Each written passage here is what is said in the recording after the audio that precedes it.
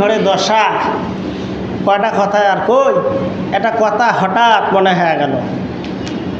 হয়তো আগে বলছি কি না জানি না, বলতেও পারি, মাঝে মধ্যে বলেই থাকি আমি।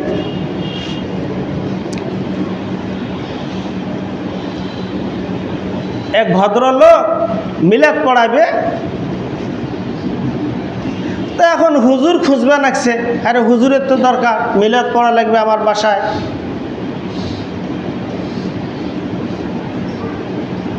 ওর বউ দাঁড়াইছে ভোটের মধ্যে, তিনটে আসন নিয়ে, নাকি তিনটে ওয়ার্ডের মধ্যে একজন মহিলা, সংরক্ষিত মহিলা থাকে না, এটা দাঁড়াইছে। তখন আরে ভোট করবে বেটা, তখন দোয়ার দরকার আছে না।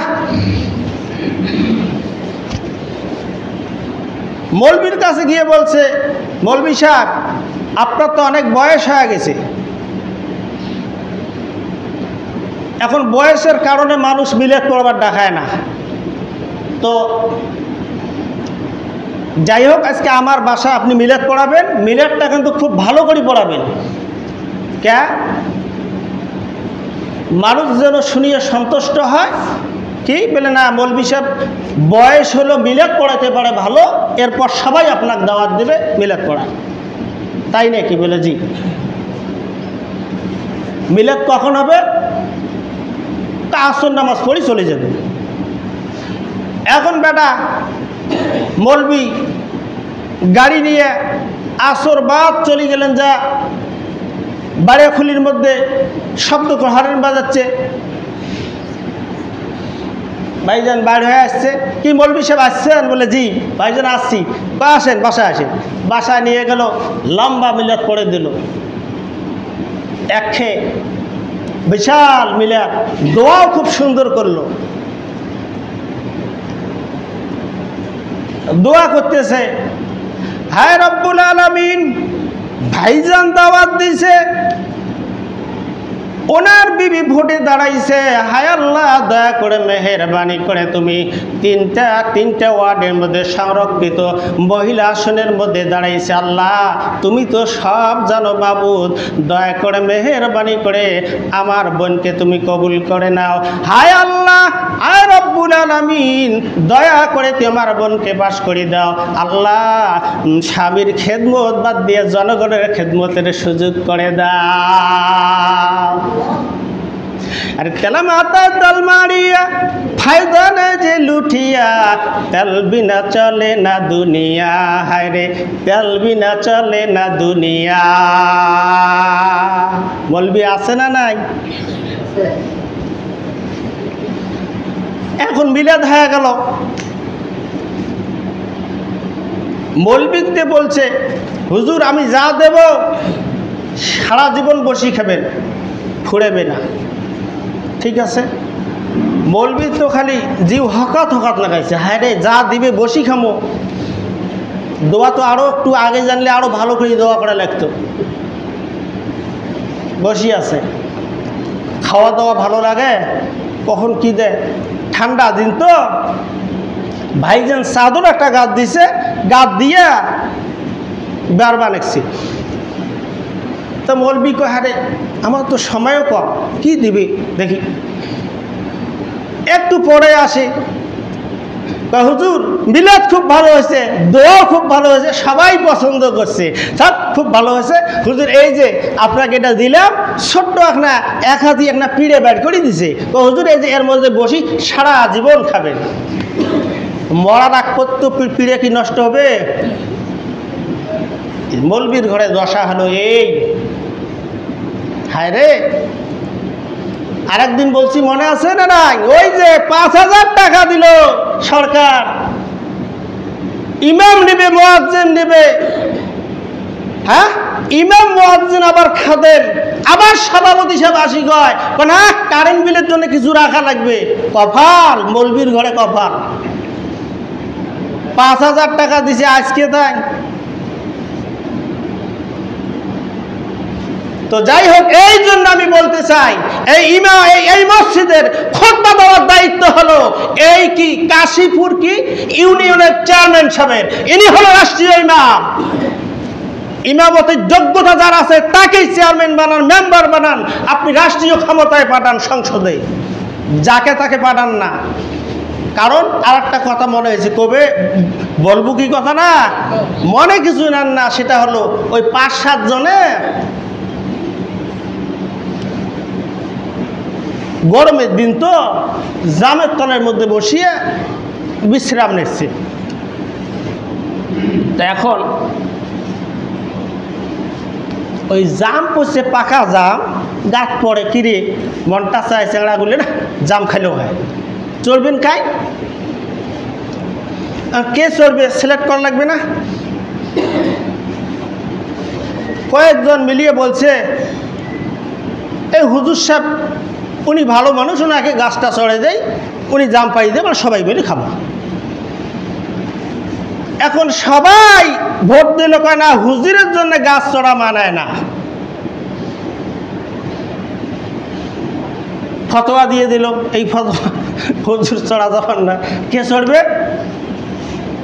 আরেকজন বোসারু মানুষ আসলো, মনে করেন হুমরা চমড়া চেহারা, ঠিক আছে আমি চড়ি, আমি তো ইসলাম বুঝি না, ধর্ম টর্ম আমি বুঝি না, আমি জাম পাড়ি দেবো, সবাই মিলি খাবো। আলহামদুলিল্লাহ সবাই ফতোয়া দিয়ে দিল এই মোসারুর জন্য গাছে ওঠাটা মানায়। আলহামদুলিল্লাহ সবাই ধরো, তাহলে দাও মুখ, তুই দাও, কাইও ঠেলি দিবেন যে গাছের মধ্যে, সামনে ওই যে ডাল আছে না, ওই ডাল ধরে উড়ি পড়বে। এখন কয়েকজন মিলি তলতি দিবেন একসে গাছের মধ্যে চড়ছে, দেখ চড়ার পরে এখন ওই পাকাটা করি খায় আর বিচিরে করি ফেলে দেয়, দেখছেন। আবার কাঁচাগুলো ঠক ঠক করে ফেলে দেয়। এ কেমন হলো? এ কথা ছিল কি জাম পাড়ি দিয়ে সবাই মিলি খাবো, আবার বিচিগুলো দেয়, এই কথা ছিল? এ কথা তো ছিল না। এখন সবাই মিলিয়ে মোনাজাত, হায় রব্বুল আলামিন, আল্লাহ আল্লাহ তুমি একে তুমি তাড়াতাড়ি ক্ষমতার থেকে নামাই দাও। কিন্তু আমার আল্লাহ ডাক দিয়ে বলে, বান্দা বান্দিরে তোমরা ভোট দিয়া, তোমরা সমর্থন দিয়ে উঠাইয়া দিলা, আর আমি নামাবো এ দোয়া আমি আল্লাহ রব্বুল আলামিন কবুল করব না। জাহরাল ফাসাদু ফিল বাররি ওয়াল বাহরি বিমা কাসাবাত আইদিন নাস।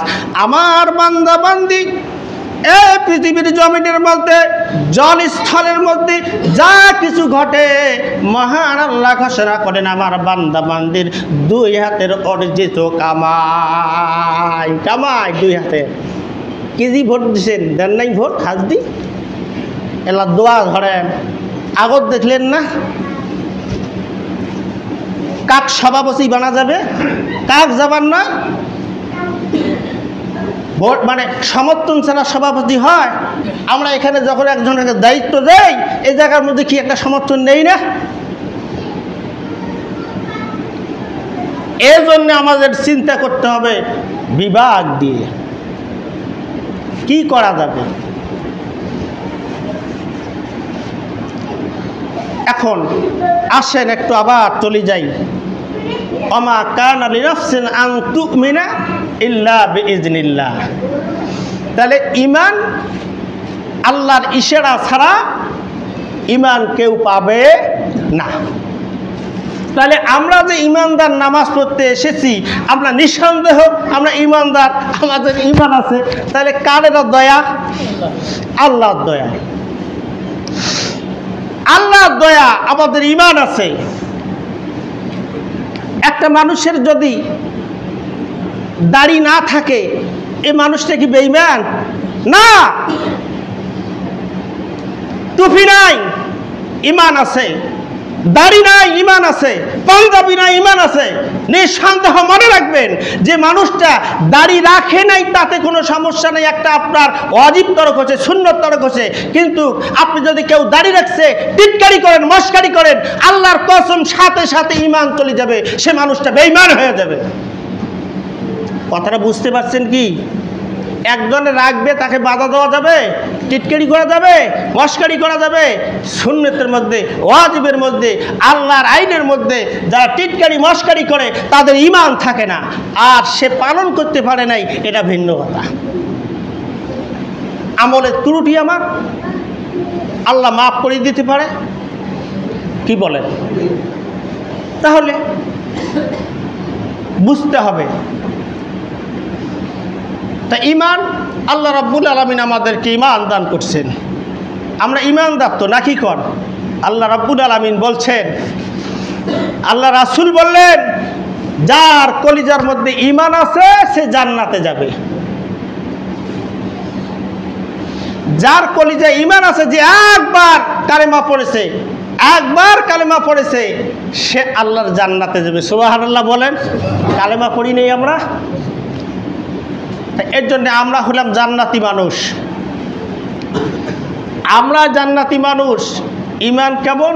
আমাদের ঈমান, ঈমানের সংজ্ঞা আছে, এ সম্পর্কে আজকে আলোচনা সম্ভব না। তবে একটু ছোট্ট করি আর একটা কথা বলি। দেখেন তো, ভারত নাম, এই ভারতবর্ষ, আমাদের এই প্রতিবেশী রাষ্ট্র ভারত, এই ভারতের মধ্যে একটা বই লিখছিল রঙ্গিলা রাসূল নামে। আপনারা জানেন কিনা বলতে পারি না, তবে রঙ্গিলা রাসূল নামে একজন একটা বই লিখলেন। আর ভারতের মধ্যে এক যুবক সন্তান দেখলো রাসূলের নামে বই লিখছে, রঙ্গিলা রাসূল নামে। এটা সহ্য করতে পারলেন না, ওনার কলিজা আগুন জ্বলে গেল। মায়ের কাছে চলে গেলেন, বাবার কাছে গেলেন। মা বাবাকে বললেন, মা, তোমার সন্তান কে তুমি বিদায় দিয়ে দাও, তুমি শেষবারের মতো আমাকে একটুবার তোমরা দেখে নাও, আর তোমার আল্লাহর রাস্তায় আমাকে বিদায় দাও। মা, তোমার সন্তান পৃথিবীর জমিনে বেঁচে থেকে কি হবে? আমার বন্ধুগণ, আমার ভাইরা, এই যুবক সন্তান আর দেরি করলো না, মায়ের কাছে ঘোষণা করলেন, মা, ও মা, তুমি দেরি করো না, তোমার সন্তানকে তুমি শেষবারের মতো তুমি দেখে নাও, আর দোয়া করি দাও মা, যেই রঙ্গিলা রাসূল নামে যেই বইটি লিখছে আমার রাসূলের বিরুদ্ধে, আমি তারই সাথে সাক্ষাৎ করব, তাকে আমি দেখব, তার সাথে দুটি কথা বলবো। ও মা, সন্তান পৃথিবীর জমিনে বেঁচে থেকে কি হবে মা? তোমার কাছে বিদায় চেয়ে দয়া করে বিদায় করে দাও। আমি ওই শয়তানকে, আমি বেদিনকে আমি দুনিয়ার জমিন থেকে বিদায় করে দেব। ওই দেশের বাচ্চা আমাকে ফাঁসির কাস্টে ঝোলাবে, আমি শহীদ হয়ে যাব, তুমি হবে শহীদের মা, আর তুমি হবে শহীদের বাবা। আমি যুবক, জান্নাতের যেদিন কিয়ামতের ময়দান হবে, সেদিন তোমার দুজনের দুই হাত ধরে হাসতে হাসতে আমি যুবক জান্নাতে চলে যাব। বলেন সুবহানাল্লাহ। আল্লাহর বান্দা আর দেরি করলো না, সঙ্গে সঙ্গে একটা জামার ভিতরে একটা ছুরি দিল, একটা ছুরি নিল জামার ভিতরে নিয়ে হাঁটতে হাঁটতে চলে গেলেন। যাইতে যাইতে এক পর্যায়ে যখন রঙ্গিলা রাসূল নামে বই লেখকের সঙ্গে সাক্ষাৎ হয়ে গেল, এই বই বার করে দেখালো, এই বেটা দেখো এটা কার লেখা। সঙ্গে সঙ্গে বলল, এই তো আমারই লেখা, আমি লিখছি, তোমার কাছে কিভাবে গেল? কয়েকটা পরে, হ্যাঁ, তোমাকে কে সাহস দিয়েছে? রাসূলের বিরুদ্ধে তুমি বই লিখেছো, কে সাহস দিয়েছে? কথা বলো। সঙ্গে সঙ্গে বেটা ধমক দিয়ে বলল, বেটা চুপ কর, কোথার থেকে এসেছো? তোমার এত বড় সাহস, আমার সঙ্গে তুমি কথা বলো? কয়, জি না। এক দুই কথার মধ্যে আল্লাহর বান্দা যুবক ছুরি বাড়ি করে এক পর্যায়ে একটা কোপ দিয়ে দ্বিখণ্ডিত করে, একটা মাথা হলো একদিকে, ধরটা একদিকে পড়ে গেল। সকলে বলেন সুবহানাল্লাহ। ঈমান, ঈমান কাকে কয়? এই কথাটা বুঝানোর জন্য বলছি, আমাদেরও ঈমান আছে, তারও তো ঈমান আছে। ঈমানের জোর পাথর। আল্লাহর বান্দা এমনি কোপ দিল, মাথা একখানে, ধর একখানে।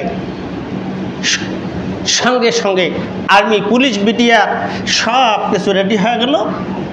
ও তো জানে নিঃসন্দেহ আমাকে ফাঁসির কাস্টে নিবে, ফাঁসি দিবে, মেরে ফেলবে, এই তো, এর উপরে তো আর কিছু না। এখন সঙ্গে সঙ্গে আর্মি পুলিশ বিডিআর আসলো, এক ব্যারিস্টার চলে আসলো, উকিল এসে পরামর্শ দিয়েছে, এই বেটা তুমি শুধু বলবা আমি এটা খুন করিনি, আমি দেখার জন্য এসেছি, আর কিছু বলা লাগবে না। কই জি না, এটা বলবো কেন? এদের কতটুকু পাওয়ার? আমাকে নেবে, ফাঁসির কাস্টে ঝুলাবে, এই তো। এ কয় আশ্চর্য কথা, তো আজীব ছেলেরে, এখনই ফাঁসি দেবে, খুনের আসামি কয় কি বলে কি? ইমান কত মজবুত। আল্লাহর বান্দা যখন এই বক্তব্য দিলেন, ব্যারিস্টার বক্তব্য দিয়েছে, ও কিছু কর্ণপাত করতেছে না, সাথে অ্যারেস্ট করলো, নিয়ে গেল। সময় নির্ধারণ করলে, একটা সময় আছে না, ফাঁসি দেওয়ার তো একটা সময় কার্যকর করে, এত ঘন্টায় এত মিনিটে ফাঁসি কার্যকর, তা এর আগে তো আর দিতে পারবে না। এ বেটা বলতেছে দেরি কেন, তাড়াতাড়ি না। এখন জল্লাদেরা কয় এই কি রে আজীব ছেলেরে, এ কি বলতেছে, ফাঁসি দেওয়ালে মানুষ ভয় পায়, আর এ কয় তাড়াতাড়ি, দেরি কেন? তা কেন? আমার ভাইরা, আমার বন্ধুগণ, জিজ্ঞাসা করলো বেটা কারণটা কি? সঙ্গে সঙ্গে এইবার সন্তান ডাক দিয়ে বলে, বেটা আর দেরি করো না, অপেক্ষা করো না, আমার রাসূল বিশ্ব নবীজি ফুলের মালা নিয়ে দাঁড়িয়ে আছে, আর কতক্ষণ অপেক্ষা করবে?